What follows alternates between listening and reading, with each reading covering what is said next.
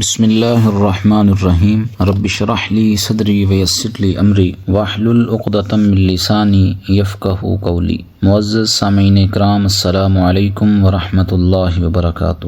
آپ احباب کی خدمت میں ایک مسئلے کی وضاحت کے لیے حاضر ہوں۔ گزشتہ چند دنوں سے جب سے ماحول کچھ سرد ہوا، سوشل میڈیا پر کچھ فتاوی دیکھنے کو ملے، جن میں سے ایک فتاوی ابن عثیمین سے نقل کیا گیا تھا کہ جرابوں پر مسح کرنا جو ہے یہ جائز ہے بغیر کسی شرط کے۔ یہ چونکہ فتاوی ابن عثیمین والے جو ہیں ان کا نام محمد بن صالح ہے اور یہ سلفی مسلک سے تعلق رکھتے تھے۔ اسی طرح غیر مقلدین وہابیہ جو ہیں ان کے ہاں بھی یہی رائج ہے کہ جرابوں پر مسح کرنا یہ جائز ہے، تو وہ بھی ان دنوں میں اس طرح کی ویڈیوز جو ہیں وہ اور تحریریں وہ شائع کرتے ہیں۔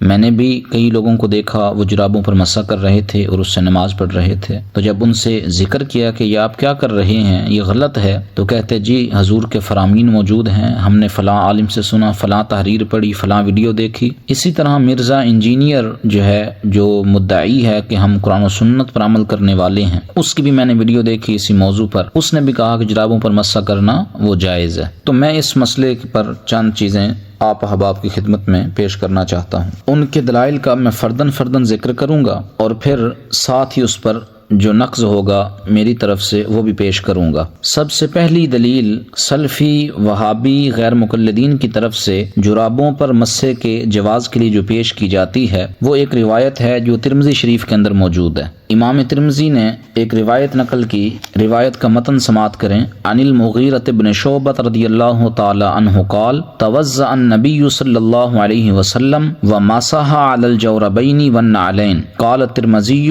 ھذا حدیث حسن صحیح۔ حضرت مغیرہ بن شعبہ سے روایت ہے، فرماتے ہیں کہ نبی اکرم صلی اللہ علیہ وآلہ وسلم نے وضو فرمایا اور آپ نے جرابوں پر اور نعلین پر مسح کیا، یعنی یہاں جوربین کے لفظ ہیں جس کا معنی جرابیں کیا جاتا ہے۔ تو امام ترمذی فرماتے ہیں کہ یہ حدیث حسن صحیح ہے۔ تو اس بنیاد پر انہوں نے کہا کہ دیکھو جی صحیح حدیث سے ثابت ہے۔ امام ترمذی رحمۃ اللہ تعالی علیہ نے لکھا کہ یہ حدیث حسن ہے، تو لہٰذا ثابت ہوا کہ حضور جرابوں پر مسح کرتے تھے، تو ہمارے لیے بھی مسح کرنا یہ جائز ہے۔ احباب ذی وقار، اس حدیث کو اب امام ترمذی نے تو حسن قرار دیا ہے، لیکن آپ دیکھیں امام بیہقی نے اسی حدیث کو ذکر کرنے کے بعد فرمایا کہ اس حدیث کو امام مسلم نے ضعیف قرار دیا۔ امام مسلم نے، یہ لوگ جو بات بات پہ صحیح بخاری اور مسلم کے رٹ لگاتے ہیں، اب دیکھیے کہ اسی حدیث کو جس کو امام ترمذی حسن فرما رہے ہیں، امام مسلم نے اس حدیث کو ضعیف قرار دیا اور امام احمد ابن حنبل نے بھی اس حدیث کو ضعیف قرار دیا۔ امام احمد ابن حنبل اور امام مسلم میں سے اگر ایک شخص بھی اس کو ضعیف قرار دے دیتا تو امام ترمذی کی تحسین ردی کی ٹوکری میں جا پڑتی، چونکہ امام مسلم اور امام احمد ابن حنبل جو ہیں یہ مرتبے میں امام ترمذی سے بہت بڑے ہیں، لیکن آپ دیکھیں کہ امام مسلم اور امام ترمذی دونوں اس کو ضعیف قرار دے رہے ہیں، اور اس کے علاوہ بھی کئی ایسے ائمہ ہیں جو مرتبے میں امام ترمذی سے بہت اونچے ہیں اور انہوں نے اس حدیث کے ضعیف ہونے کا حکم لگایا۔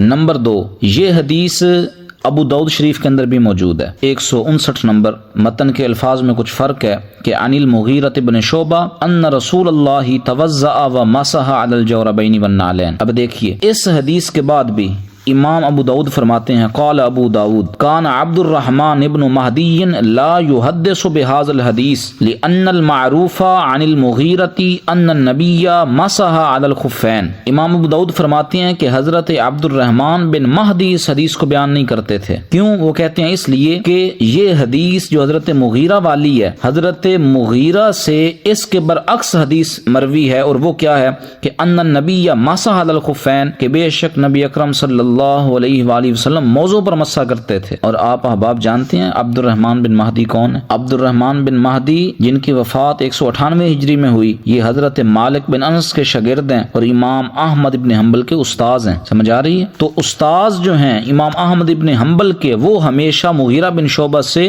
موضوع پر مسح والی روایت ذکر کرتے تھے اور یہی ان سے معروف تھی۔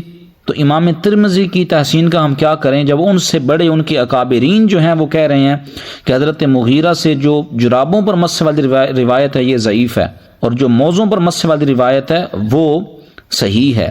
اب آگے دیکھیے، یہ روایت سنن نسائی کے اندر بھی موجود ہے، اور سنن نسائی کے لفظ کیا ہیں؟ عن المغیرۃ بن شعبہ ان رسول اللہ مسح علی الجوربین والنعلین، کہ بے شک اللہ کے رسول نے جرابوں پر اور نعلین پر مسح کیا۔ اور امام نسائی فرماتے ہیں کہ حضرت مغیرہ بن شعبہ والی یہ جو روایت ہے اس کے جتنے بھی طرق ہیں ان سب کے اندر جو ایک راوی ہے وہ ہے ابو قیس، اور ابو قیس کے علاوہ کسی ایک نے بھی اس حدیث کو روایت نہیں کیا۔ سمجھ آ رہی ہے؟ اور آگے دیکھیے، ابن ماجہ کے اندر بھی اسی مفہوم کی حدیث حضرت ابو موسیٰ اشعری سے روایت ہے، یعنی آپ اس بات کو یوں سمجھیے کہ یہ حدیث اسی مفہوم کی سیاستہ کے اندر دو صحابیوں سے مروی ہے، ایک حضرت مغیرہ بن شعبہ سے، ترمذی میں بھی، ابو داؤد میں بھی، نسائی میں بھی، اور پھر یہ روایت حضرت ابو موسیٰ اشعری سے روایت ہے، اور وہ صرف ابن ماجہ کے اندر ہے۔ اب پہلی جو تین روایتیں تھیں، ترمذی کی، ابو داؤد کی، نسائی کی، وہ میں نے آپ کے سامنے رکھ دی۔ اب آگے دیکھیے کہ ابن ماجہ کے اندر جو روایت ہے ابو موسیٰ اشعری والی، اس کے بارے میں وضاحت سنیے۔ اس کا نمبر ہے جی 560 نمبر روایت حضرت ابو موسیٰ اشعری سے ابن ماجہ کے اندر۔ دیکھیے جی، اس کے بارے میں امام بہقی فرماتے ہیں کہ اس کے اندر جو راوی ہے وہ ہے ضحاک بن عبد الرحمن، جس نے حضرت ابو موسیٰ اشعری سے یہ روایت کی ہے، لیکن امام بہقی فرماتے ہیں کہ ضحاک بن عبد الرحمن کا سماعی ثابت نہیں ہے حضرت ابو موسیٰ اشعری سے، لہذا سند متصل نہ ہوئی۔ دوسرا راوی اس روایت میں عیسیٰ بن سنان ہے، اور امام بہقی فرماتے ہیں کہ عیسیٰ بن سنان یہ ضعیف راوی ہے۔ تو وہ حدیث کہ وہ روایت جو سلفی وہابی غیر مقلدین کی بنیاد تھی جرابوں پر مسح کرنے کے جواز میں، اس کی حقیقت میں نے آپ کے سامنے رکھ دی۔ ترمذی کی ہو، ابو داؤد کی ہو، نسائی کی ہو، ابن ماجہ کی ہو، حضرت مغیرہ بن شعبہ سے ہو یا ابو موسیٰ اشعری سے ہو، یہ روایت کسی حال میں بھی قابل قبول نہیں ہے۔ ترمذی والی ہو تو امام احمد ابن حنبل نے اس کے ضعیف ہونے کا قول کیا، امام مسلم نے اس کے ضعیف ہونے کا قول کیا۔ ابو داؤد میں ہو تو وہ بھی کہتے ہیں کہ حضرت مغیرہ بن شعبہ سے جو معروف روایت ہے وہ موزوں پر مسح کی ہے، جرابوں پر مسح کی نہیں ہے۔ اور سنن نسائی کے اندر ہو تو وہ بھی فرماتے ہیں بس صحیح ہو عن المغیرۃ ان النبی مسح علی الخفین، کہ صحیح بات یہ ہے کہ حضرت مغیرہ سے جو روایت ہے وہ یہ ہے کہ حضور موزوں پر مسح کرتے تھے۔ اور ابن ماجہ کی ہو، حضرت ابو موسیٰ اشعری سے ہو تو اس کے بارے میں بھی میں نے وضاحت کر دی کہ اس کے اندر ضحاک بن عبد الرحمن کا سماعی ثابت نہیں ہے حضرت ابو موسیٰ اشعری سے، اور عیسیٰ بن سنان جو ہے یہ ضعیف راوی ہے۔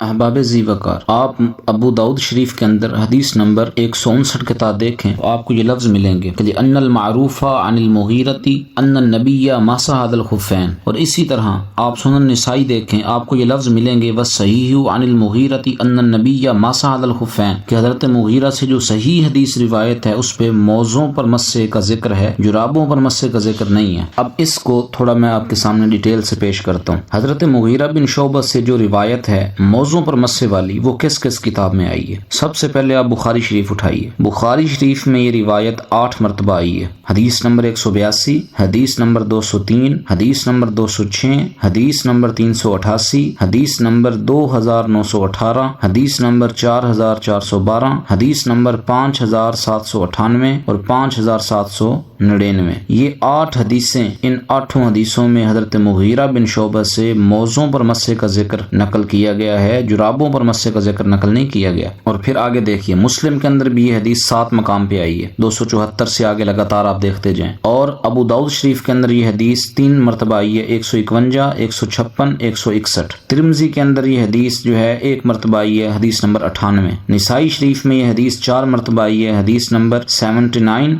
107، 106، 124۔ اور ابن ماجہ میں یہ حدیث 2 مرتبہ آئی ہے، 545 اور 389۔ اور مسند احمد میں یہ حدیث 12 مرتبہ آئی ہے، 18141 اور 18142، 18145 اور اسی طرح دیگر مقامات۔ گرامی قدر حضرات، یہاں تک ہم نے وہ روایات جن میں جرابوں پر مسح کا ذکر تھا ان کی تحقیق آپ کے سامنے پیش کی، اور وہ روایات جن کے اندر موضوع پر مسح کا ذکر تھا وہ کس کس جگہ اور کس کس کتاب میں ہے، وہ سب روایات آپ کے سامنے پیش کی ہیں۔ انشاءاللہ نیکسٹ جو کلپ ہوگا ان قریب آپ کی خدمت میں پیش کیا جائے گا۔ اس کے اندر انشاءاللہ العزیز ہم یہ چیز ذکر کریں گے کہ وہ لوگ جو جرابوں پر مسح کرتے ہیں وہ حکم قرآنی کی کس طرح مخالفت کرتے ہیں اور قرآن کی ایک صریح نص کی کس طرح وہ مخالفت کرتے ہیں۔ اللہ رب العزت ہمیں صحیح معنوں میں قرآن و سنت کی تعلیمات سمجھ کر